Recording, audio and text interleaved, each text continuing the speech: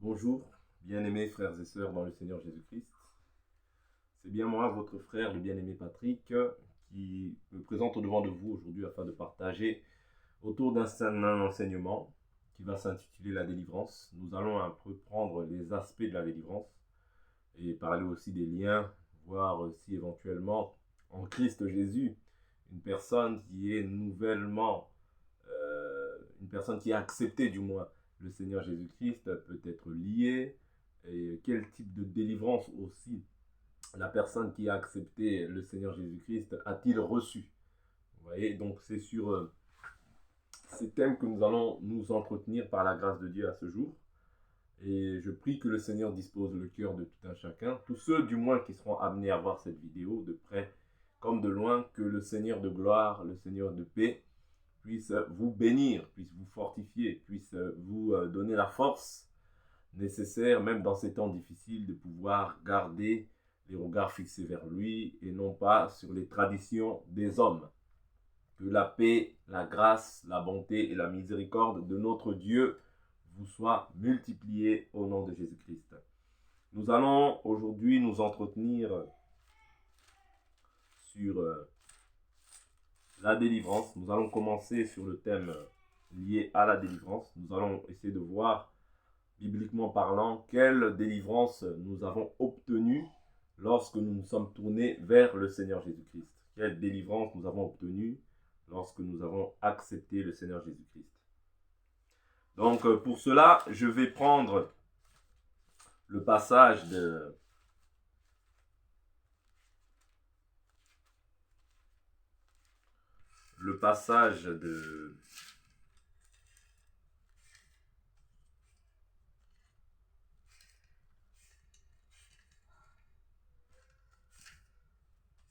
pas de Galates, de Colossiens chapitre 1. Donc ici, nous allons prendre dans un premier temps la délivrance liée à la nouvelle naissance.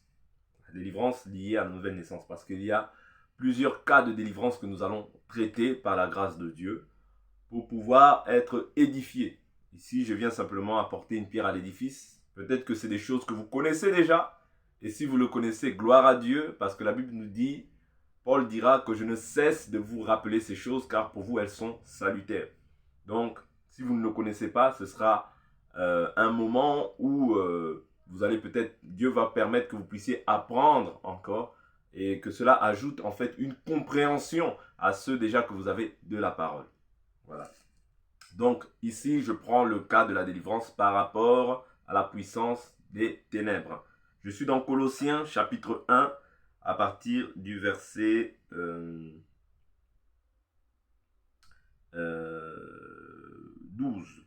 On va prendre à partir du verset 12. La Bible nous dit « Rendez grâce avec joie au Père, qui vous a rendu capable d'avoir part à l'héritage des saints dans la lumière. Il nous a délivrés du pouvoir des ténèbres et nous a transportés dans le royaume de son Fils bien-aimé, en qui nous avons la rédemption, le pardon des péchés. Il est l'image du Dieu invisible, le premier-né de toute la création. » Amen. Donc ici, nous voyons que lorsque nous avons reçu Jésus, par le moyen de la repentance, par le moyen du baptême d'eau et d'esprit, c'est ça qu'on appelle la nouvelle naissance, on aura la possibilité aussi de partager sur ça par la grâce de Dieu. Dieu a opéré, d'accord, un transfert au niveau des royaumes. C'est-à-dire que nous étions dans le royaume des ténèbres, donc dans le royaume de ce monde. Ce qui veut dire que nous étions sous la puissance du malin. Bien que tu puisses être gentil, bien que tu puisses être quelqu'un d'aimable, tant que tu n'as pas Jésus, tu appartiens au royaume des ténèbres. Et Jésus que je dis ici, c'est Jésus de la parole, c'est-à-dire le véritable enseignement qui te permet de pouvoir passer de la mort à la vie, des ténèbres à la lumière. Ça veut dire que tant que je n'ai pas Jésus, en réalité, je n'ai pas la vie. Parce que la vie est manifestée par le Fils. Voilà pourquoi la Bible dit que celui qui a le Fils a la vie. Celui qui n'a pas le Fils n'a pas la vie. La vie se manifeste lorsque nous croyons en ce que Jésus a déclaré, ainsi que les apôtres. Voilà pourquoi il est écrit, je ne prie pas seulement pour vous, mais je prie pour tous ceux qui croiront en moi, c'est-à-dire en Jésus, au travers de vous. Vous qui? Les 12. Vous comprenez? Donc, ici, nous comprenons que lorsque nous recevons Jésus, Jésus nous délivre du pouvoir des ténèbres. Ça veut dire que les ténèbres ne peuvent plus avoir l'influence sur ma vie. Vous voyez? C'est-à-dire la délivrance que Jésus opère, c'est une délivrance de royaume, un transfert de royaume. Vous voyez? C'est-à-dire que notre esprit maintenant est régénéré. Parce que c'est un enseignement aussi qu'on partagera. Beaucoup aujourd'hui disent que le Saint-Esprit habite dans nos cœurs. Non, le Saint-Esprit n'habite pas dans nos cœurs. Le Saint-Esprit vient résider dans une nature qui est la même que la nôtre, c'est-à-dire l'esprit. Le Saint-Esprit vient habiter dans notre esprit. D'accord? Et il régénère notre esprit. C'est-à-dire, il régénère, notre esprit était éteint, inconscient. Mais maintenant, lorsque nous recevons le Saint-Esprit, d'accord? Le même Saint-Esprit atteste à notre esprit que nous sommes enfants de Dieu. C'est comme si mon esprit était éteint et par le Saint-Esprit, il est illuminé ou éclairé. Parce que le Saint-Esprit vient habiter dans la même nature que la Sainte, c'est-à-dire l'esprit. Il ne peut pas habiter dans l'âme, non, il habite dans l'esprit. Ok, ça, encore une fois, c'est quelque chose qu'on aura la possibilité de partager par la suite. Que le Seigneur vous bénisse.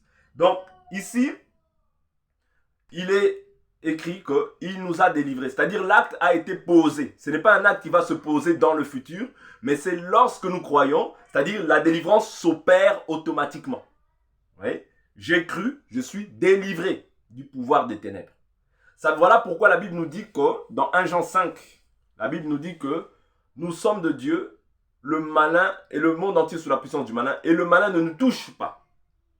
Oui? Celui qui est de Dieu le garde, Dieu le garde, et le malin ne le touche pas. C'est-à-dire le malin ne te touche pas parce que tu es fort, pas parce que tu aurais commis des actes de piété ou de justice, mais le malin ne te touche pas parce que tu as reçu maintenant le royaume en partage. Amen. Vous comprenez? C'est-à-dire que comme tu as reçu le royaume en partage, Dieu maintenant, est avec toi. Et comme Dieu est avec toi, le malin ne te touche pas. Parce que tu n'es plus esclave du péché, mais tu es esclave de la justice. En d'autres termes, tu n'es plus esclave du diable, mais tu es esclave de Dieu. Amen. Vous voyez? C'est ça le transfert qui est opéré. C'est-à-dire que le transfert s'opère automatiquement. Vous voyez? Quand je reçois le Saint-Esprit, Dieu a maintenant opéré une délivrance. J'étais enchaîné. J'étais enchaîné sous la puissance du malin. J'étais sous la puissance du monde des ténèbres. Mais par le Saint-Esprit, Dieu opère une délivrance. Par le Saint-Esprit, Dieu fait de moi son enfant. Par le Saint-Esprit, Dieu fait de moi une nouvelle créature, recréée selon Dieu, selon son image et selon sa ressemblance. Comprenez? Donc la délivrance ne va pas s'opérer par la suite, non, elle s'opère automatiquement. Parce qu'il dit, il nous a, c'est-à-dire qu'il vient de le faire. C'est-à-dire, quand tu reçois, il t'a maintenant délivré du pouvoir des ténèbres. Les ténèbres n'auront plus l'avantage sur toi tant que tu marches maintenant selon l'esprit, c'est-à-dire selon la parole. Ok, des ténèbres, et nous a transportés dans le royaume de son Fils bien-aimé. Donc ici, comme je disais tout à l'heure, nous appartenons au royaume de ce monde. Nous appartenons au royaume du diable. C'est-à-dire que toute personne qui est née de la chair et du sang est d'office, fils, si on peut le dire ainsi, hein, comprenez-moi, biologiquement, physiquement, fils de son père, mais spirituellement, fils du diable. Ok? Spirituellement, fils du diable. D'où nous avons besoin maintenant de pouvoir passer par la rédemption, c'est-à-dire le rachat. Et le rachat s'effectue comment? Par le fait de croire à l'enseignement véritable de notre Seigneur et Sauveur Jésus-Christ. C'est par là que nous obtenons la rédemption ou bien le rachat. Vous voyez? C'est par là que nous sommes pardonnés. C'est par là que nous sommes maintenant, c'est-à-dire c'est par là que maintenant nous devenons enfants de Dieu. Je prends une écriture pouvoir soutenir la pensée que je suis en train de pouvoir exprimer en ce lieu. Jean chapitre 1, je prends le verset, je prends à partir du verset 9 pour vous épargner trop de lecture. Donc, c'était la véritable lumière. Ici, il est question de Jésus, parce qu'au commencement, il dit la parole, au commencement était la parole était avec Dieu, la parole était Dieu. Ok. Il dit, c'était la véritable lumière, qui en venant dans le monde éclaire tout homme. Elle était dans le monde, et le monde a été fait par elle, et le monde ne l'a pas connue. Elle est venue chez les siens, et les siens ne l'ont pas reçue. Mais à tous ceux qui l'ont reçue, elle a donné le pouvoir de devenir enfants de Dieu. À ceux qui croient en son nom, et qui sont nés non du sang, ni de la volonté de la chair, ni de la volonté de l'homme, mais de Dieu. Vous voyez? C'est-à-dire que quand nous croyons en Jésus, nous venons maintenant de naître de Dieu. Et cette nouvelle naissance nous donne la possibilité ou bien l'accès à la délivrance. Est-ce que vous comprenez? Mais ici, je n'ai pas fini. Parce qu'il faut vraiment que nous puissions prendre en fait, le temps de pouvoir évoluer petit à petit pour voir aussi les autres cas de délivrance et pour voir comment est-ce que dans la marche, nous sommes délivrés. C'est comme ça que nous allons évoluer petit à petit. Nous allons aller mollo mollo.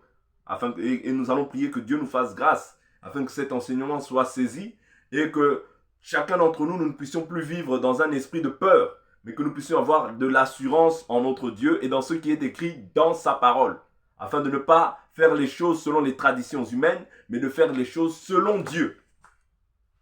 Elle est venue chez les siens, verset 11, mais les siens ne l'ont pas reçue. Mais à tous ceux qui l'ont reçue, elle a donné le pouvoir de devenir enfants de Dieu, à ceux qui croient en son nom, et qui sont nés non du sang, ni de la volonté de la chair, ni de la volonté de l'homme, mais de Dieu. C'est-à-dire à ceux qui croient en son nom, à ceux qui croient à la parole, parce que son nom est la parole de Dieu. Vous voyez, Apocalypse nous dit que son nom est la parole de Dieu. Ça veut dire que celui qui croit en un Jésus, mais un faux Jésus, c'est-à-dire qui n'est pas la parole, en réalité n'est pas sauvé. Parce qu'il y a beaucoup de faux Jésus aujourd'hui. Et Jésus, ce n'est pas J-E-S-U-S. Non, Jésus ici, c'est l'enseignement que les apôtres ont donné pour le salut des âmes. Voilà pourquoi nous devons croire en ce qui est écrit, en ce que les apôtres ont posé. Parce que si nous ne croyons pas comme les apôtres ont cru, en réalité, notre foi, nous avons la foi, mais nous avons une foi vaine. C'est-à-dire une foi qui n'est pas fondée sur ce qui est écrit. Or ici, je vous amène à croire à ce qui est écrit et non pas à ce qu'un homme prêche. Voilà pourquoi nous avons dans Acte 17, des chrétiens de Béry qui avaient des sentiments nobles, mais qui examinaient chaque jour les Écritures pour voir si ce qu'on leur enseignait était exact. Vous voyez? C'est-à-dire que l'enfant de Dieu, ce n'est pas celui qui dit amen à tout. L'enfant de Dieu, c'est celui qui examine quand on lui prêche quelque chose pour voir si ce qu'on lui enseigne est exact. Donc, à ceux qui sont nés non du sang, ni de la volonté de la chair, ni de la volonté de l'homme, mais de Dieu. Vous voyez? C'est-à-dire que physiquement, je suis enfant de mes parents quand je viens. Spirituellement, comme je disais, je suis fils du diable. Mais lorsque maintenant je reçois la parole pure, non frelatée, non diluée, je deviens à ce moment-là maintenant un enfant de Dieu. C'est-à-dire, lorsque je me repens, lorsque je reçois le baptême d'eau et le baptême de l'esprit, alors je deviens maintenant un enfant de Dieu. Spirituellement, physiquement, enfant de mes parents, vous voyez? Et comme ça, dans la chair, j'ai peut-être aussi un père, c'est-à-dire celui qui m'engendre dans la foi. Mais ce n'est pas un père spirituel, c'est un père en la foi. C'est-à-dire celui qui m'a apporté la foi.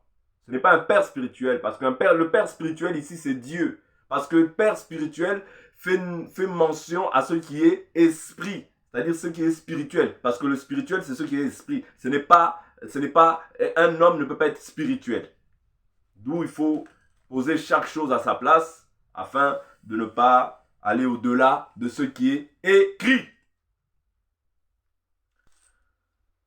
Voilà. Donc, ici, nous comprenons que en recevant Jésus, nous sommes devenus des enfants de Dieu. C'est-à-dire qu'au préalable, si tu pouvais te dire, du moins auparavant, si tu pouvais te dire que tu étais enfant de Dieu, tu te trompes. Pourquoi? Parce que l'enfant de Dieu, c'est celui qui a reçu la parole. Pas la parole des assemblées où ils prêchent Dieu selon leur philosophie ou selon leur pensée. Mais la parole où ils prêchent Dieu selon que les apôtres ont posé aussi les fondements. C'est très important. Parce que si nous ramenons notre philosophie, en réalité, nous ne servons pas le véritable Dieu. Parce que nous sommes en communion avec Dieu lorsque nous gardons ses commandements. Donc, ici, j'ai parlé de la délivrance comme étant la nouvelle naissance. Oui? La nouvelle naissance t'accorde la possibilité de passer d'un royaume à un autre royaume. Oui? Ça veut dire que maintenant, tu n'es plus, c'est-à-dire physiquement, tu étais peut-être un enfant, une personne correcte, mais tu étais au service du diable inconsciemment. Pourquoi? Je prends l'écriture, parce que je ne veux pas simplement dire délivrance, délivrance, mais il faut aussi que j'appuie ça par des écritures pour pouvoir voir en fait la manière dont nous servions le diable inconsciemment. Je vais prendre Éphésiens.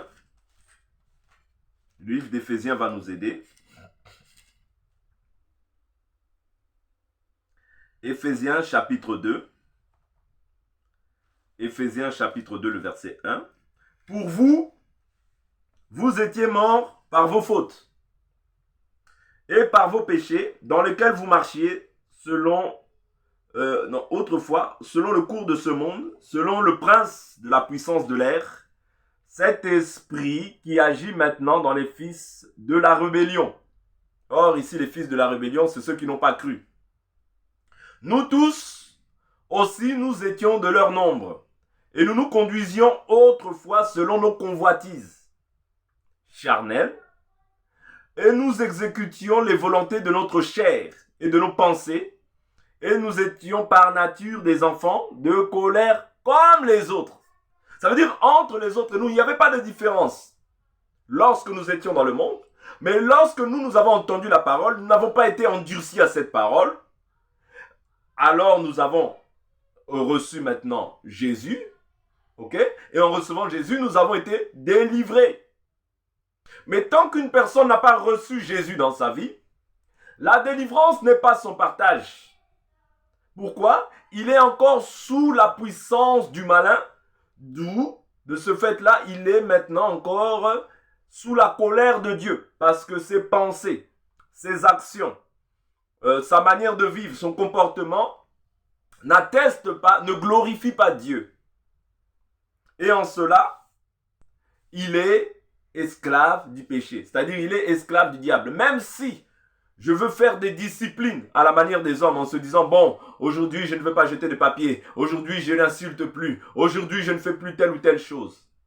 Même ça là, le fait de savoir, le fait de refuser simplement Jésus, c'est aussi ça le péché, le péché impardonnable. C'est-à-dire que je crois que par mes propres pensées ou par ma propre philosophie, je peux servir Dieu. Non, je crois que par les raisonnements humains, c'est-à-dire arrêter de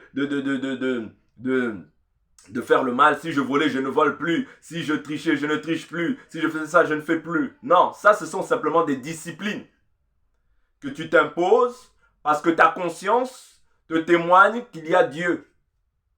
C'est pas moi qui dis, c'est Ecclésiaste. Ecclésiaste dit, Dieu a placé dans nos cœurs la pensée de l'éternité. Vous voyez? C'est-à-dire dans le cœur de tout un chacun d'entre nous, les hommes savent qu'il y a Dieu. Même s'ils renient, ils savent qu'il y a Dieu. Comment est-ce que tu peux savoir des fois qu'il y a le mal et tu ne le fais pas? C'est dans ta conscience. Ta conscience t'atteste que Dieu est vivant. Tu as de la conscience du bien et du mal. Vous voyez? Mais ici, ce n'est pas le sujet de notre enseignement. Donc, je continue. Donc, ici, nous comprenons la raison pour laquelle Dieu n'agrée pas, en fait, les voies du pécheur. N'agrée pas les voies du pécheur. Pourquoi? Parce qu'il est sous la puissance du malin, sous la puissance du diable. Pourquoi? Parce qu'il est rebelle, en fait, à la volonté de Dieu. Et nous aussi, nous étions des leurs. Voilà pourquoi nous ne devons pas condamner ces personnes-là, mais nous devons, en fait, les appeler avec amour afin qu'ils se repentent de leur mauvaise voie et qu'ils se tournent vers le Seigneur, afin qu'eux aussi obtiennent la délivrance que nous avons obtenue, non par les œuvres, mais par la grâce que Dieu nous a accordée. Très important. Donc, je vais prendre une autre écriture pour pouvoir appuyer ces choses, pour pouvoir renchérir encore ces choses, et que nous ayons tous la compréhension de ces choses. Ok. Éphésiens chapitre 4. Éphésiens chapitre 4.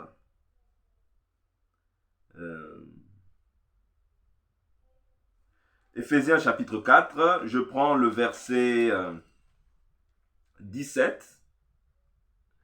Voici donc ce que je dis et ce que j'atteste dans le Seigneur. C'est que vous ne devez plus marcher comme les païens qui marchent selon la vanité de leur intelligence.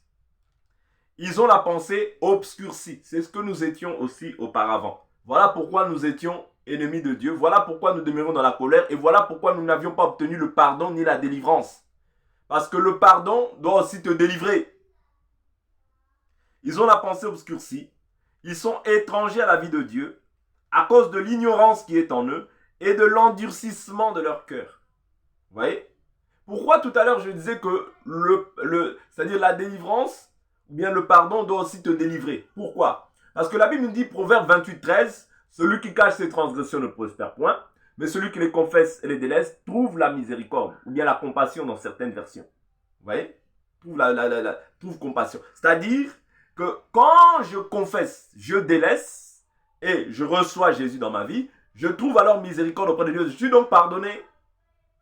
Mais lorsque je demeure endurci dans mon cœur, donc la pensée de mon esprit est endurcie, la Bible nous dit, ils ont la pensée obscurcie.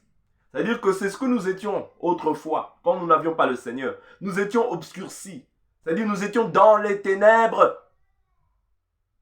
Mais maintenant, quand Jésus vient, il vient illuminer. C'est-à-dire nos yeux. Il vient chasser l'aveuglement que le diable avait mis dans nos cœurs. Parce que la Bible nous dit que si notre évangile est voilé, il est voilé pour ceux qui périssent, pour les incrédules, dont le Dieu de ce siècle a aveuglé les pensées, afin qu'ils ne voient pas le glorieux évangile de notre Seigneur Jésus-Christ. Vous voyez? Donc, de la même manière, ici, les païens ont la pensée obscurcie. Voilà pourquoi ils n'obtiennent pas le pardon ni la délivrance. Ils sont étrangers à la vie de Dieu à cause de l'ignorance qui est en eux et de l'endurcissement de leur cœur. Ils ont perdu tout sens moral. Ils se sont livrés au dérèglement pour commettre toute espèce d'impureté jointe à la cupidité. C'est ce que nous étions auparavant. Mais vous, ce n'est pas ainsi que vous avez appris à connaître Christ, si de moins vous avez entendu parler de lui, et si vous avez été instruit en lui, conformément à la vérité qui est en Jésus, c'est-à-dire vous dépouiller. Vous voyez? À cause de votre conduite passée, de la vieille nature qui se corrompt par les convoitises trompeuses. Vous voyez? Être renouvelé par l'esprit dans votre intelligence. Donc ici, je reste sur le thème de la délivrance. Vous voyez? Pour obtenir la délivrance, il nous faut absolument être enseveli avec lui dans les eaux, être ressuscité avec lui, et c'est alors que nous obtenons la délivrance. Ça, ici, je reste sur la délivrance qui est liée à la nouvelle naissance. Je prends encore une autre écriture, Colossiens chapitre 2, verset 12. Verset 11. En lui, vous avez été circoncis. D'une circoncision qui n'est pas faite de la main de l'homme, c'est-à-dire le dépouillement du corps de la chair. La circoncision du Christ. Enseveli avec lui par le baptême, vous êtes aussi ressuscité en lui et avec lui par la foi en la puissance de Dieu qui l'a ressuscité d'entre les morts. Ça, c'est l'action que Dieu a fait avec Jésus et qu'il fait aussi avec nous. C'est-à-dire, nous sommes ensevelis avec le Christ. C'est le symbole du baptême, la mort au péché, la résurrection en Christ. Et notre vie maintenant est cachée dans les lieux célestes en Christ. Voilà pourquoi je suis délivré. C'est-à-dire, c'est une délivrance, un transfert de royaume qui s'opère dans l'immédiat lorsque je crois. C'est-à-dire que maintenant, le Saint-Esprit vient sceller ça, d'accord? Et quand il scelle cette parole, c'est une parole qui ne peut plus être révoquée. Okay? Enseveli avec lui par le baptême, vous êtes aussi ressuscité en lui avec lui par la foi, en la puissance de Dieu qu'il a ressuscité d'entre les morts. Vous qui étiez morts par vos offenses et par l'incirconcision de votre chair, il vous a rendu à la vie avec lui en nous faisant grâce pour toutes nos offenses. Ouais. Nous avons trouvé grâce, et la grâce, c'est aussi quelque part, c'est-à-dire par la grâce, tu obtiens la délivrance. Ok? Ici, comme j'ai dit, je parle de la délivrance quant à ce qui concerne le baptême. Vous voyez? C'est-à-dire quand je reçois Christ, j'ai obtenu toute une délivrance. Voilà pourquoi j'ai pris quelques écritures pour pouvoir appuyer en fait la pensée que je suis en train de développer ici par la grâce de Dieu. Nous allons prendre une dernière écriture pour pouvoir soutenir cela et que ce soit réellement clair. Cette écriture, je pense qu'elle nous mettra tous d'accord par la grâce de Dieu et que nous comprendrons tous simplement selon que Dieu nous fera grâce à chacun. Donc, Romains chapitre 6, verset 1. Que dirons-nous donc? Demeurerions-nous dans le péché afin que la grâce abonde? Certes non, nous qui sommes morts au péché, comment vivrions-nous encore dans le péché? C'est-à-dire que quand tu es mort au péché, c'est-à-dire quand tu as reçu Christ, tu es maintenant mort au péché. Voilà pourquoi tu ne peux plus vivre dans le péché. Parce que tu es mort au péché. Le péché ne peut plus avoir l'avantage sur ta vie parce que tu es maintenant un enfant de Dieu. Ignorez-vous que nous tous qui avons été baptisés en Christ Jésus, c'est en sa mort que nous avons été baptisés. Vous voyez, c'est dans la mort de Jésus que nous les chrétiens, nous les croyants, nous les disciples de Christ, pas les disciples des assemblées dénominationnelles et autres, nous avons reçu Jésus. Ignorez-vous que nous tous qui avons été baptisés en Christ Jésus, c'est en sa mort que nous avons été baptisés. Nous avons donc été ensevelis avec lui dans la mort par le baptême, afin que comme Christ est ressuscité d'entre les morts, par la gloire du Père, de même nous aussi, nous marchions en nouveauté de vie. Le but ici, c'est vraiment afin que nous marchions en nouveauté de vie. Ouais. C'est-à-dire que la mort, la résurrection, te donne le Saint-Esprit te donne la capacité de marcher en nouveauté de vie. Il dit en effet, si nous sommes devenus une même plante avec lui par la conformité à sa mort, oui, nous le serons aussi par la conformité à sa résurrection. Nous savons que notre vieil homme, notre vieille nature a été crucifiée. Oui. C'est-à-dire que quand j'ai reçu Christ, l'ancienne nature, l'ancien père qui régnait en moi, c'est-à-dire le diable, a été maintenant crucifié. Voilà pourquoi Jésus dit, je ne vous laisse pas orphelin, je viens vers vous. Comment est-ce qu'il vient vers nous? Sous la forme de l'esprit, parce que anciennement nous avons pour père le diable qui habitait en nous et qui régnait dans nos membres.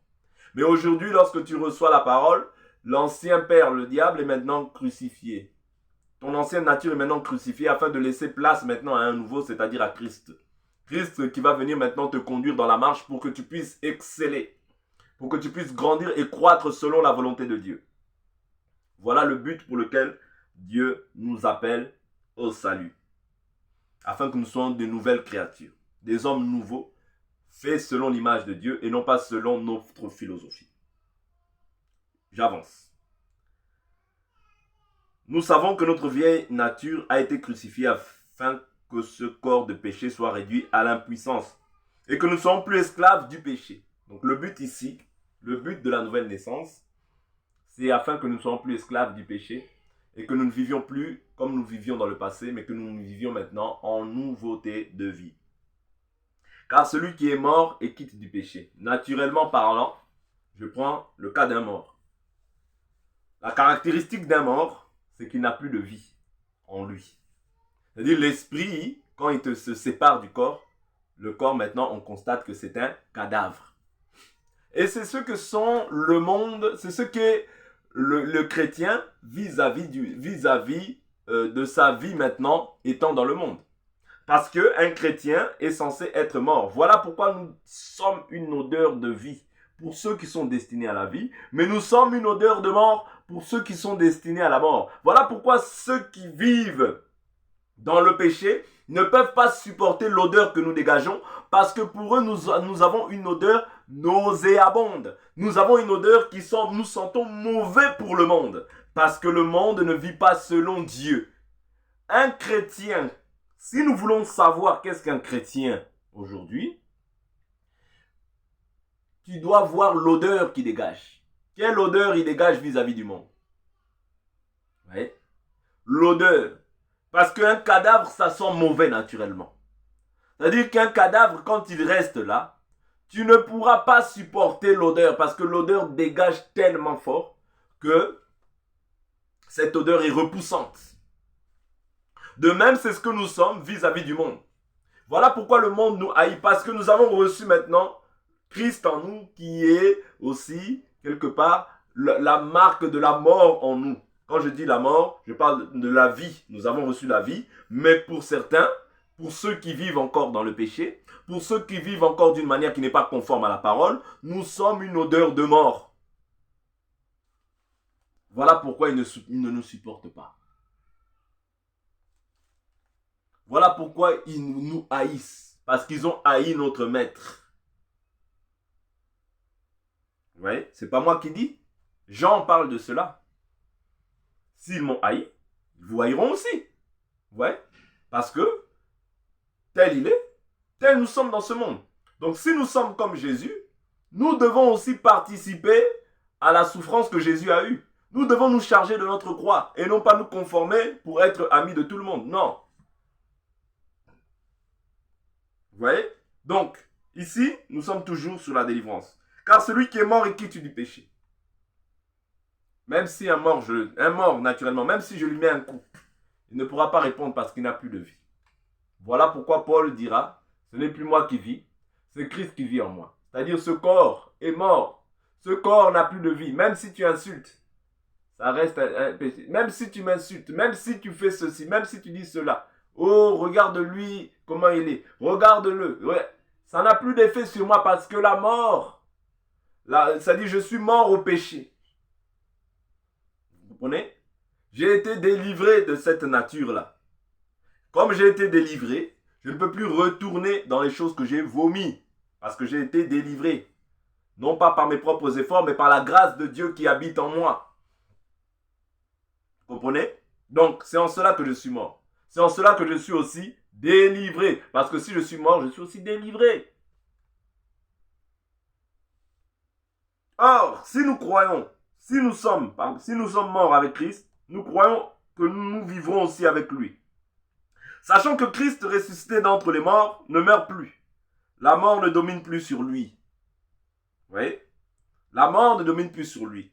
Car il est mort et c'est pour le péché qu'il est mort, une fois pour toutes. Et maintenant qu'il vit, il vit pour Dieu. Vous comprenez? Maintenant qu'il vit, il vit pour Dieu. De même, nous aussi, nous devons vivre pour Dieu. Parce que nous sommes morts au péché. Et si tu es mort au péché, comment peux-tu vivre encore dans le péché? C'est pas possible. C'est comme si tu étais un mort vivant. Or, si nous voyons un mort vivant, nous allons fuir. À la manière des hommes, nous allons fuir parce que tu es mort, tu es censé être mort et enterré, mais toi, tu reviens à la vie.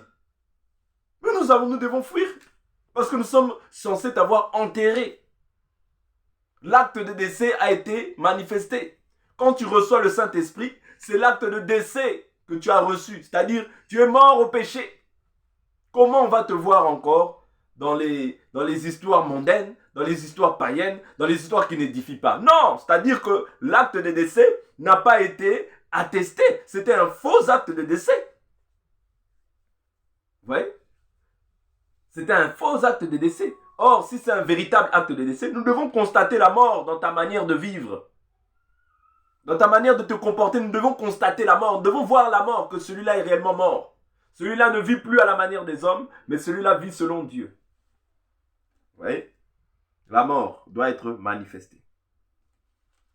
Vous voyez? Et c'est en cela que la Bible dit que le péché ne dominera pas sur vous.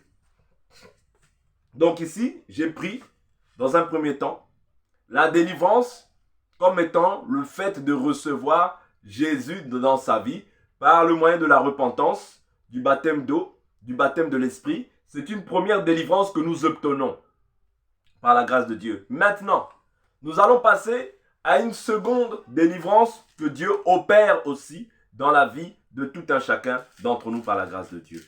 Nous allons prendre aussi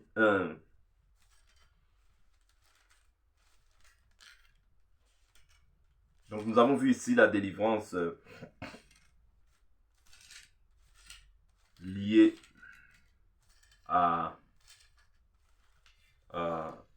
au baptême. Donc nous avons aussi la délivrance face à Satan et ses démons. D'accord? Ici, nous pouvons prendre l'écriture de 1 Jean chapitre 5. 1 Jean chapitre 5, à partir du verset, je l'ai partagé tout à l'heure, en début de partage, je l'ai partagé. 1 Jean chapitre 5, le verset 18. Nous savons que quiconque est né de Dieu ne pêche pas, mais celui qui est engendré de Dieu, Dieu le garde et le malin ne le touche pas. Vous voyez? C'est-à-dire quand je suis engendré de Dieu, j'ai maintenant été délivré du pouvoir des ténèbres, de la puissance du monde des ténèbres, de Satan et de ses démons, en réalité. Vous voyez? Nous savons que nous sommes de Dieu, le monde entier est au pouvoir du malin. Vous voyez? Donc, on va prendre encore d'autres écritures pour pouvoir appuyer cette pensée. Donc, je vais rapidement dans Luc chapitre 10. Luc chapitre 10. Luc au chapitre 10. Luc chapitre 10, le verset 17. Les 70 revinrent avec joie et dirent, Seigneur, les démons même nous sont soumis en ton nom. Il leur dit, je voyais Satan tomber du ciel comme un éclair.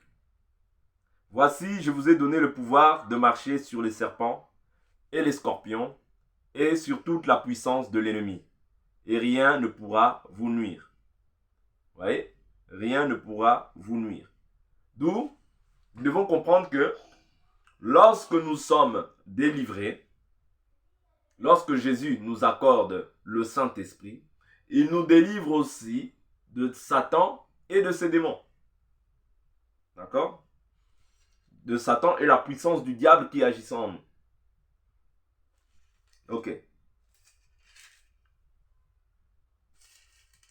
Nous allons prendre encore une autre écriture pour appuyer cela.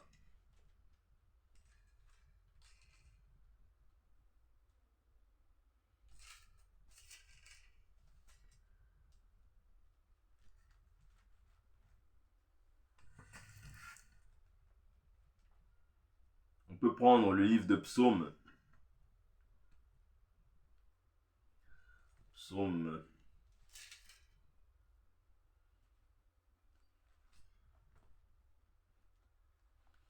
Psaume 91, je crois.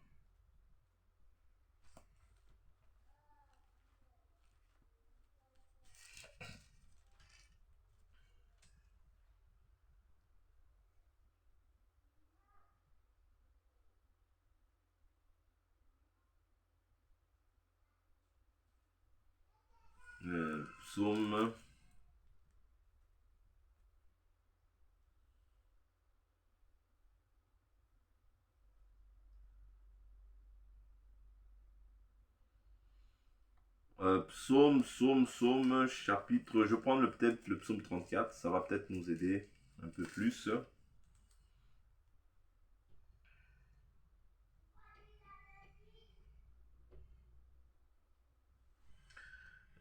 Psaume chapitre 34, le verset 7, 8. Quand un malheureux crie à l'Éternel, quand un malheureux crie, l'Éternel entend et le sauve de toutes ses détresses. L'ange de l'Éternel campe autour de ceux qui le craignent et il les délivre. C'est pas ce psaume-là qui m'intéresse réellement. C'est pas ce psaume-là.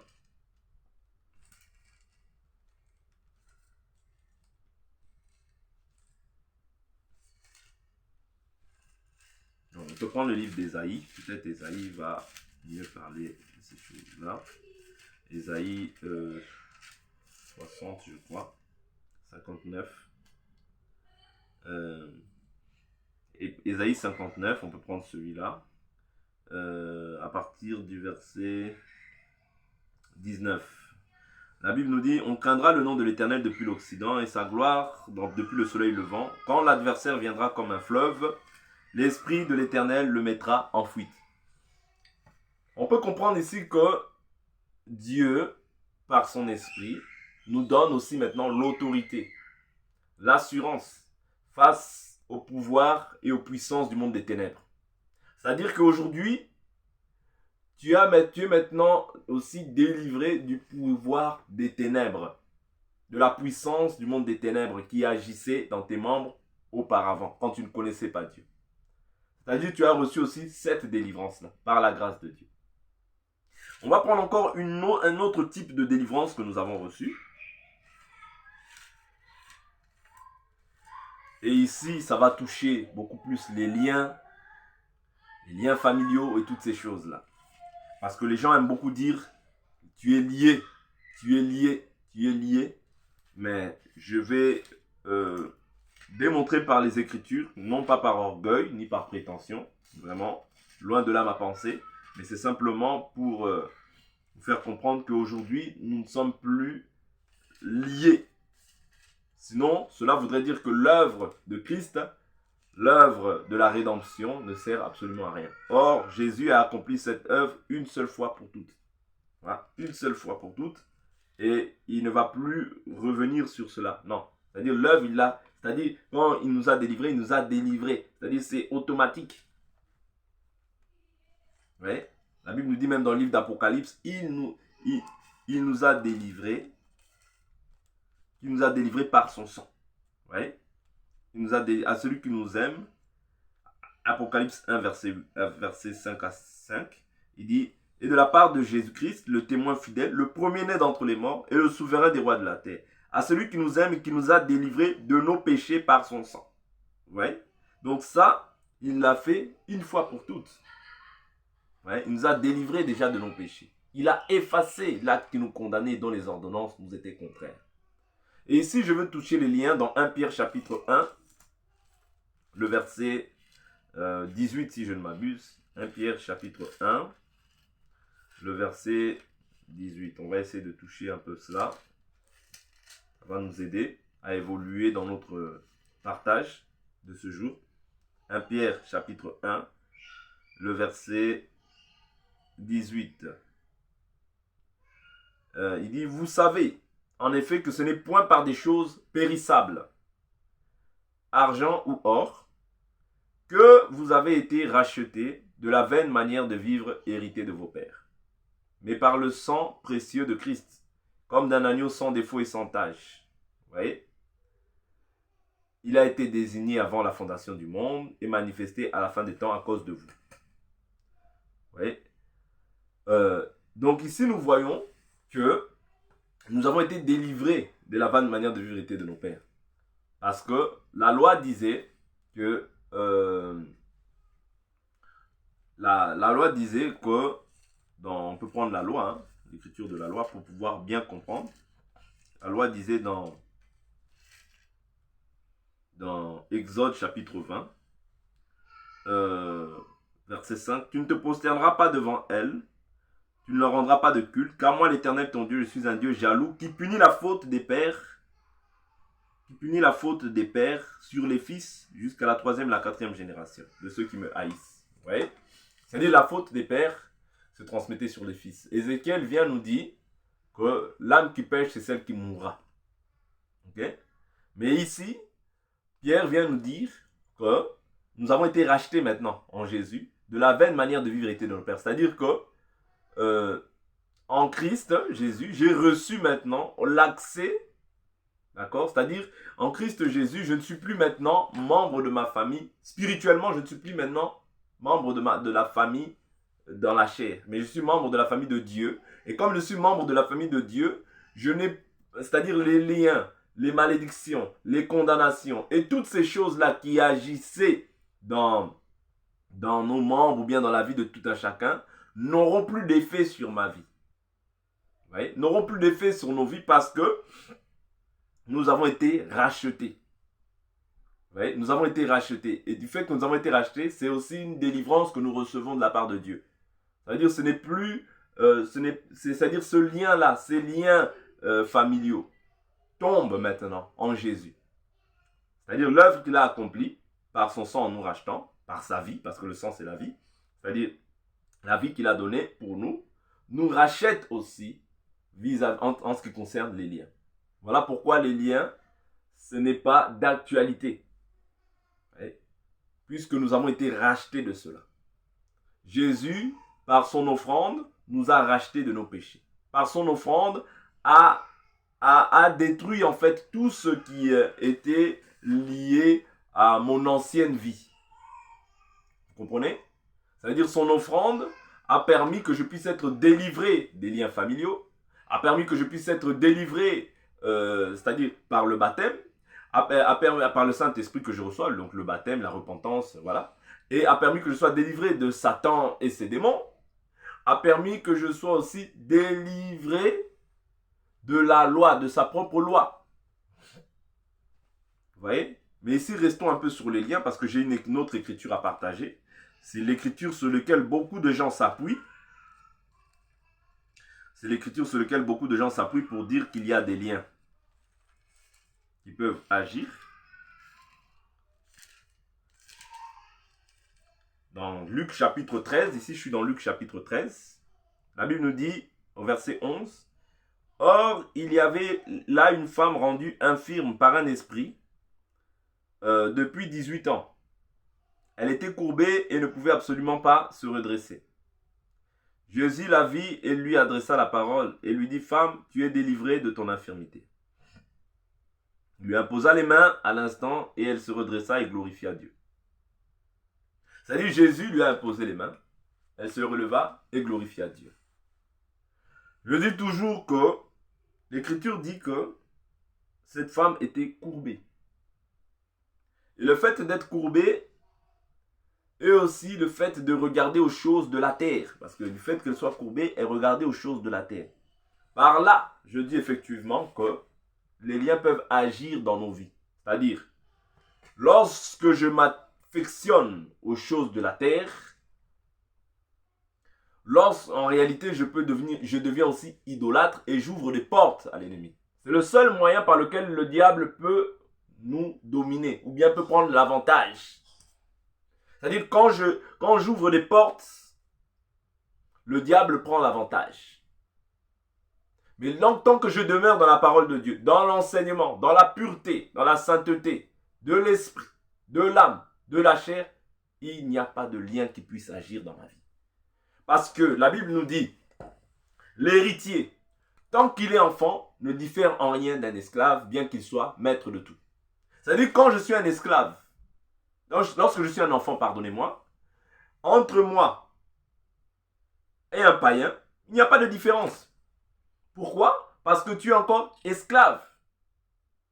C'est-à-dire, tu peux te comporter comme un païen. Tu peux avoir des agissements comme un païen. Tu n'as pas exercé ton discernement à connaître qu'est-ce qui est bien et qu'est-ce qui est mal. Vous voyez? Tu n'es pas encore maître de toi-même. Tu ne sais pas encore gérer, c'est-à-dire ta vie. Tu ne sais pas encore conduire ta vie conformément à la parole. Voilà pourquoi, là, effectivement, quand tu marches dans la chair, la Bible nous dit, si vous marchez par la chair, vous mourrez. Comment est-ce que nous mourrons? Parce que nous marchons par la chair. Et nous ne marchons pas par l'esprit. Quand tu marches par l'esprit, d'accord, tu en as fini avec tout ce qui est de la chair.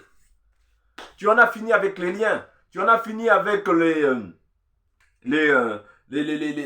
les délivrances perpétuelles. Tu en as fini avec ces choses-là. Ouais, tu en as fini, mais cela ne veut pas dire que les épreuves ne peuvent pas arriver. Dieu maintenant, comment est-ce qu'il te délivrera? C'est par rapport à tes adversaires.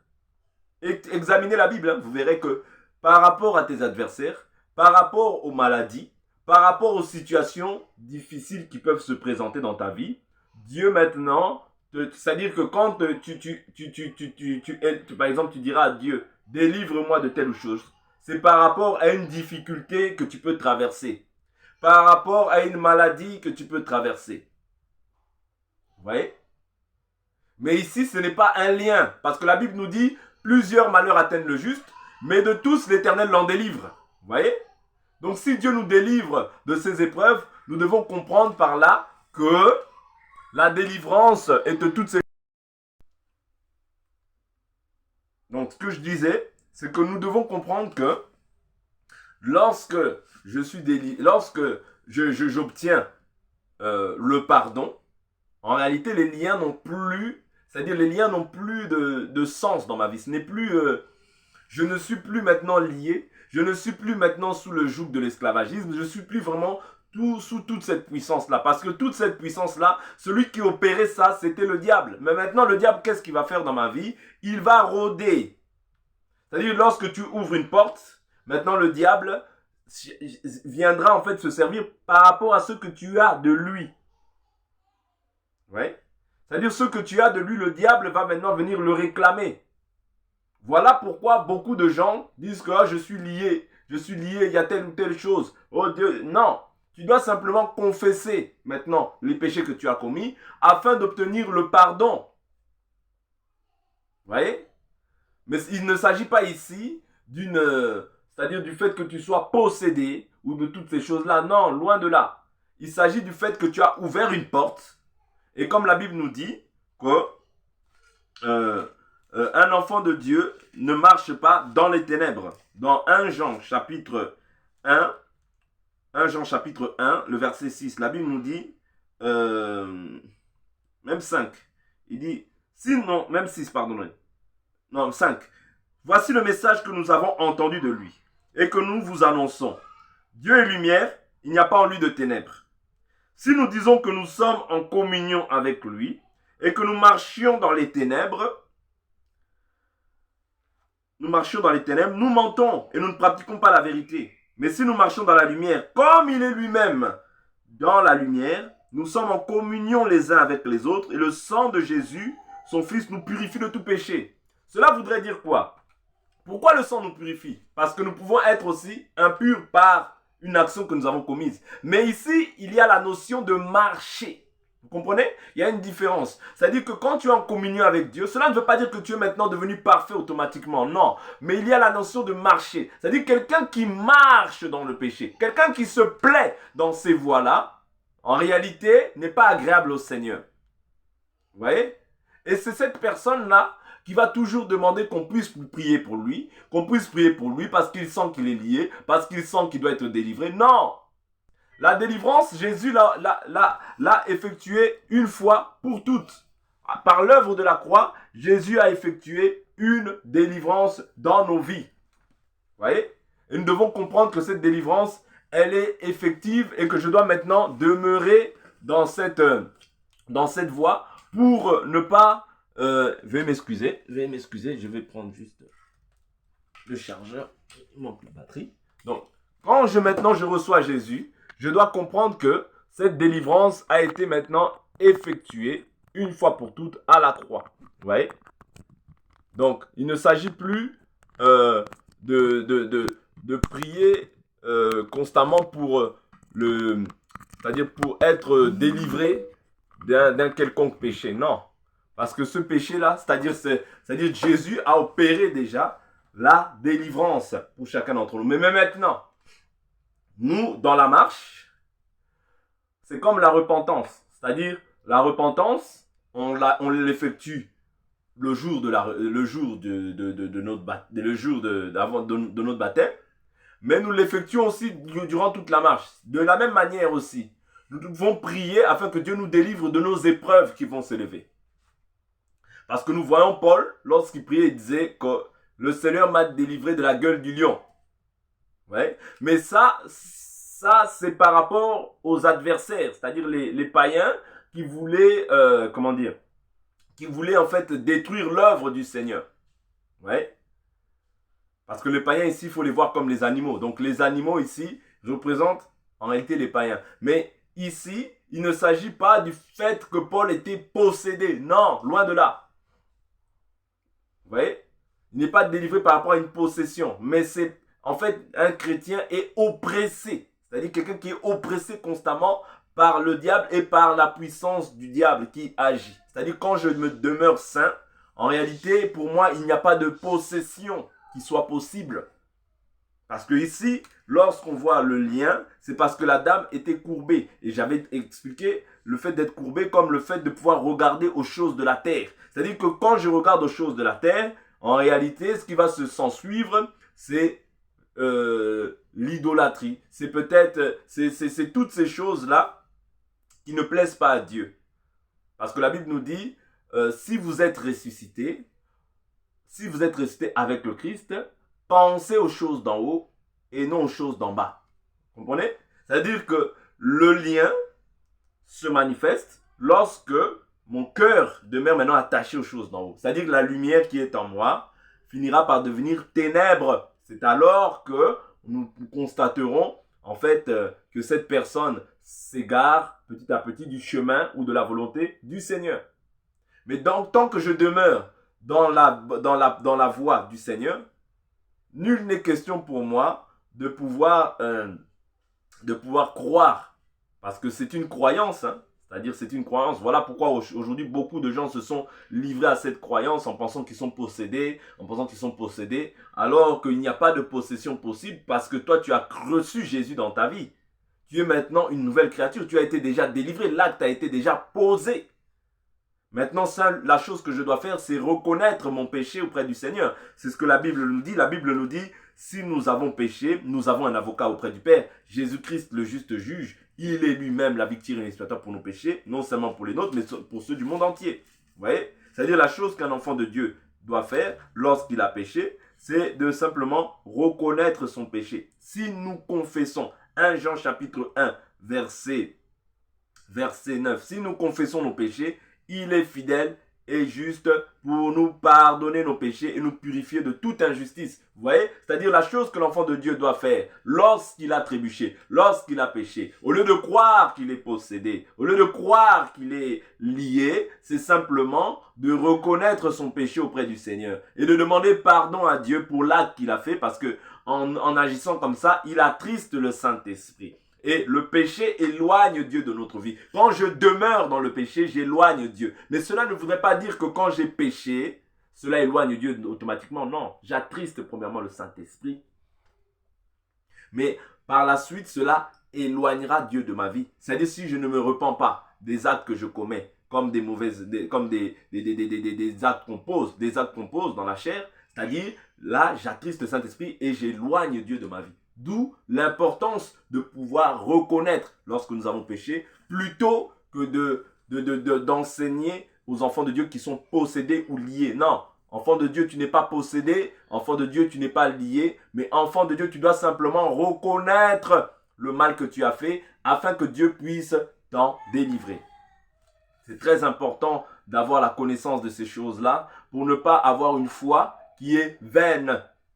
Sinon, tu vas vivre dans la culpabilité, penser que tu es lié, penser que tu es possédé parce que tu as commis un acte de péché. Non, quand tu as commis un acte de péché, tu dois simplement te repentir, demander pardon pour ce que tu as fait à Dieu et à la personne aussi que tu as peut-être offensé.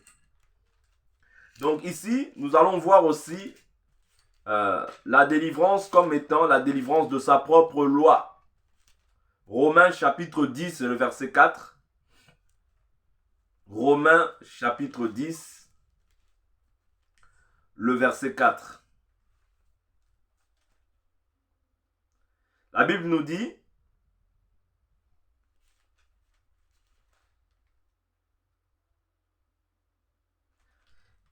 « Car Christ est la fin de la loi en vue de la justice pour tout croyant. Christ est la fin de la loi en vue de la justice pour tout croyant. Vous voyez? Jésus est venu aussi nous délivrer de sa propre loi. Vous voyez? Parce que la loi provoque la colère de Dieu. Vous voyez? La loi provoque la colère de Dieu. Alors, la colère exclut le pardon. Vous voyez? Parce que la délivrance, je vous l'ai dit, c'est aussi le fait d'être pardonné. Vous voyez? Donc, Jésus est venu de nous délivrer de sa propre loi. Quelle loi il s'agit? Des lois sacrificielles. Et les lois morales et civiles, il les a mentionnées en deux lois. L'amour de Dieu et l'amour du prochain. Vous voyez? C'est-à-dire l'amour de Dieu et l'amour du prochain englobent la totalité de ces lois. Parce que les lois sacrificielles, il a accompli cela dans sa chair. En s'offrant lui-même à la croix pour nos péchés. Vous comprenez? C'est-à-dire des lois, des 613 lois qui pesaient, qui devenaient un fardeau pour les hommes. Jésus est venu nous en délivrer. Quand je crois, j'obtiens maintenant le pardon, la délivrance vis-à-vis de la loi. Je ne peux pas observer le sabbat, parce que le sabbat, c'est le repos, c'est quand j'entre en Jésus. Voilà pourquoi la Bible nous dit, venez vous à moi, vous tous qui êtes fatigués et chargés, je vous donnerai le repos. Je ne peux pas observer les jours, les mois, les temps, les années. Vous voyez? Comme beaucoup observent la fin de l'année, les fêtes dites mondaines, comme la Noël, comme le jour de l'an, comme toutes ces choses. Je ne peux pas les observer parce que je suis maintenant en Christ. Jésus m'a délivré de ces traditions des hommes. Ce sont les traditions, la philosophie des hommes. Mais aujourd'hui, nous ne pouvons pas observer ces choses. En tout cas, celui qui veut l'observer, c'est son choix. C'est-à-dire, il ne pêche pas, selon moi. Mais néanmoins, moi, je décide de marcher selon ce qui est écrit. Je ne peux pas m'imposer, c'est-à-dire des fêtes comme les Juifs en faisaient. Ouais, comme les Juifs, comme Dieu avait... Bon, c'est Dieu qui avait établi les 7 fêtes de l'Éternel à respecter. Donc, les Juifs pratiquaient toutes ces choses-là. Mais aujourd'hui, je ne suis pas dans l'observation de toutes ces choses-là, mais je dois rester en fait dans ce qui est écrit. C'est-à-dire, la loi civile est d'actualité, la loi morale est d'actualité, mais Jésus a regroupé en fait toutes ces lois en deux. L'amour de Dieu, l'amour du prochain. Sans pour autant, nous pouvons observer aussi ces choses. Nous devons observer aussi ces choses parce qu'elles sont toujours d'actualité pour notre marche au quotidien dans ce monde. Vous comprenez mes frères? C'est-à-dire les lois dont Jésus nous a délivrés. Nous sommes devenus maintenant libres en Jésus. Mais nous ne devons pas faire de cela maintenant un prétexte pour vivre dans le libertinage. C'est ce que Jésus nous exhorte. Mais nous sommes devenus libres vis-à-vis des traditions des hommes. Parce que le joug de la loi qui pesait sur nous, le fardeau que la loi pesait sur nous, aujourd'hui, les gens veulent ranimer ces choses-là afin que nous soyons dans des jougs perpétuels, constamment dans des jougs, constamment dans des prisons spirituelles. Or, Dieu ne nous a pas appelés à ça. Dieu nous a appelés à la liberté. Je suis délivré. Tu pries pour moi. Tu tombes. Je suis délivré. Je suis possédé. J'ai ci, j'ai ça. On prie pour toi aujourd'hui. On prie pour toi demain. On prie pour toi après-demain. On prie pour toi, on prie pour toi, on prie pour toi. Toi, tu tombes toujours. Toi, tu es toujours possédé. Tu ne comprends pas pourquoi. Tu vis simplement dans le péché. Repends-toi. C'est tout. Ce que Dieu attend de toi, c'est que tu te repentes. Arrête de croire à cette fausse confession que tu es possédé. Arrête de croire à cette fausse confession que tu es lié. Tu n'es pas lié. Quand tu reçois la parole, marche selon la parole, tu verras que Dieu sera avec toi. Tu n'auras pas besoin de toujours appeler les gens pour te déranger par rapport au fait que tu es possédé. Tu es possédé, tu es lié. Non. Jésus, ça veut dire on rend l'œuvre, en agissant ainsi, on rend l'œuvre de la croix caduque. On rend l'œuvre de la croix, en fait, sans effet quand on agit ainsi. Or, l'œuvre de la croix, c'est ça qui est notre délivrance. Et nous devons connaître maintenant nos droits. Nous devons connaître ce que Jésus a accompli pour nous à la croix, afin de pouvoir marcher selon ses traces, marcher selon les voies du Seigneur, et d'obtenir réellement la promesse qui nous a été faite, c'est-à-dire la vie éternelle. Chers frères et sœurs, j'en ai fini quant à cet enseignement sur la délivrance. Je prie que Dieu vous accorde la grâce de pouvoir comprendre ces choses-là avec un cœur bien disposé, un cœur de paix et examiner les Écritures, même ce que je vous ai dit. Examinez-le. Si ce n'est pas bon, si ce n'est pas vrai ce que je dis, ne le prenez pas. Mais si cela se trouve dans la parole, si c'est conforme à ce que la parole dit, prenez-le pour votre salut, pour votre perfectionnement, pour votre édification dans la foi. Vous voyez? Ne soyez fanatiques de personne. Ne soyez fanatiques de personne. Soyez fanatiques de Jésus, de sa parole. Parce que c'est la parole qui est la vérité. La Bible nous dit, tout homme soit reconnu pour menteur. Dieu seul soit reconnu pour vrai. C'est Dieu seul qui est vrai. Il n'y a jamais eu un homme qui a été vrai. La vérité, c'est Jésus. Le chemin, c'est Jésus. Et Jésus, c'est sa parole. Bien qu'aujourd'hui, Jésus parle par les ministres, mais néanmoins, bien que Paul était un grand ministre, à la manière des hommes, hein, je dis ça à la manière des hommes. Vous voyez? Parce que celui qui veut être grand avec Dieu, c'est celui qui doit servir. Donc celui qui doit être grand, c'est celui qui s'abaisse davantage. Vous voyez? D'où, bien que Paul était un ministre avec une renommée, mais les gens n'ont pas regardé la renommée de Paul. Les Béréens ont examiné. Paul, c'est bien beau, t'es Paul, on a entendu, tu as été lapidé, on a entendu, le Seigneur s'est révélé à toi. C'est bien, mais moi je vais examiner ce que tu me dis. Voilà pourquoi je dis que les liens n'ont plus d'affaires. C'est-à-dire le lien non plus, nous n'avons plus de part avec les liens ici. Nous n'avons plus de part. Mais maintenant, si quelqu'un veut continuer à avoir une part avec les liens, il est libre. Mais si quelqu'un comprend cette chose-là, que Dieu lui fasse grâce de comprendre encore et d'ajouter encore une pierre à l'édifice pour sa vie. En tout cas, j'en ai fini. Que la paix, la grâce, la miséricorde de notre Dieu soit avec vous et que le Seigneur vous garde dans sa bonté, dans sa fidélité et dans sa bienveillance. À bientôt pour une prochaine vidéo. Bye bye.